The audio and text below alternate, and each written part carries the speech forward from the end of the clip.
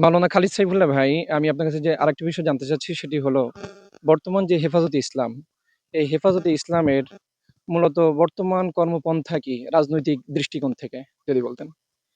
হেফাজতে ইসলাম সবসময় অরাজনৈতিক সংগঠন হিসেবেই পরিচালিত হয়েছে এবং অরাজনৈতিকভাবেই সারা জীবন থাকবে। হেফাজতে ইসলাম রাজনীতির মধ্যে ওইভাবে সক্রিয় কোনো ভূমিকা রাখার সুযোগও নাই। বাকি রাজনৈতিক বিভিন্ন মতামত বিভিন্ন সময় দেন।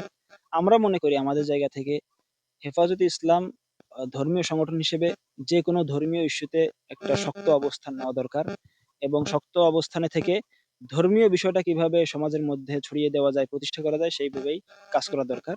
আর রাজনৈতিক বিষয়গুলো রাজনৈতিক নেতৃবৃন্দের কাছেই ছেড়ে দেওয়া উচিত। একটি বিষয় সেটি হলো ব্যাপকভাবে আমরা অনলাইনে দেখি যে হেফাজত ইসলাম অরাজনৈতিক ব্যক্তিদের হাতে থাকবে।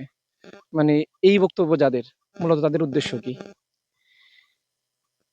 এই বক্তব্য যাদের, তাদের মধ্যে কিছু মানুষ আছেন যারা মানে দুর্বিসন্ধির থেকে এগুলো বলেন নিজেদের হাতে হেফাজতে কুক্ষিগত করার জন্য।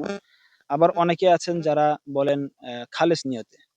যেমন আমরাও, বিশেষ করে আমিও বলি হেফাজত অরাজনৈতিক ব্যক্তিদের কাছে থাকুক, তাহলে এত ধরনের জ্ঞানজাম হবে না। কিন্তু সমস্যা হলো যদি হেফাজত অরাজনৈতিক ব্যক্তিদের হাতে যায়, রাজনীতি মুক্ত হয়ে যায়, মানে রাজনীতি কোনো নেতা থাকতেই পারবে না, তাহলে হেফাজত কোনো প্রোগ্রাম সামনে করতে পারবে না।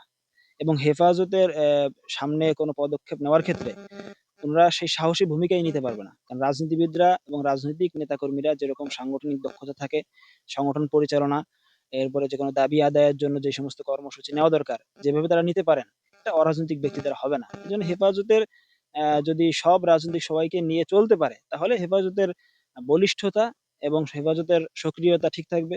আর যদি সবাইকে মাইনাস করে দিয়ে শুধু অরাজনৈতিক ব্যক্তিদেরকে নিয়ে করে, তাহলে আমাদের রাজনৈতিক নেতাকর্মীদের জন্য ভালো হবে, তারা রাজনীতি ঠিকমতো করতে পারবে, বাকি হেফাজতের জন্য ক্ষতি হবে।